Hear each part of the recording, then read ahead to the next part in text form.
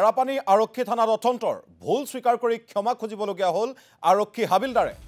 অভিযুক্তৰ পৰিৱৰ্তে অভিযোগকাৰীৰ পিতৃক থানালৈ আনিলে আৰক্ষীয়ে। কেৱল ইমানেই নহয়, থানালৈ লৈ অনা হ'ল 5 বছৰীয়া কণমানিকো। ঘটনা অনুসৰি 5 নম্বৰ গমাৰীৰ পুলিন শইকীয়া নামৰ ব্যক্তিজনৰ ঘৰুৱা কণ্ডলৰ এজাহাৰ দাখিল হৈছিল মেৰাপানী থানাত। অভিযোগকাৰী পুলিন শইকীয়াই পত্নী পৰিয়ালৰ লগতে ফুলখালীয়েক সঞ্জীৱ বৰাৰ বিৰুদ্ধে থানাত দাখিল কৰিছিল এজাহাৰ। কিন্তু ভাৰপ্ৰাপ্ত বিষয়াৰ নিৰ্দেশত ভূপেন বৰা নামৰ আৰক্ষী হাবিলদাৰজনৰ নেতৃত্বত যোৱা দলটোৱে অভিযুক্তৰ পৰিৱৰ্তে অভিযোগকাৰীৰ পিতৃ আৰু 2 কণমানি কন্যাকে থানালৈ লৈ আহে।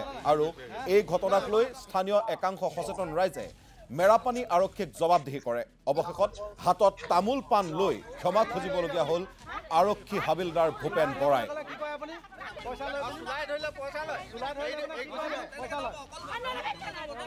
মই যোৱা 8 তাৰিখে এই থানাতে এখন গোচৰ দিছিলোঁ।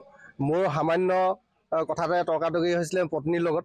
পত্নীয়ে কিন্তু নিজৰ ঘৰত খবৰ দি মোক গুমদা লগাই নিজৰ ভায়েকক মানে দাহে সৈতে মোক আহি পানি মাৰিছে কাটিছে। ইতিমধ্যে কাট খাইছে আঙুলি। তেওঁ সঞ্জীৱ বৰা। ইতিমধ্যে তেওঁক মানে এই থানাই নানি পেলাই মোক আৰু দেউতাক মানে লৈ আহিছে। কি কাৰণে আনিছে মই বুজি পোৱা নাই।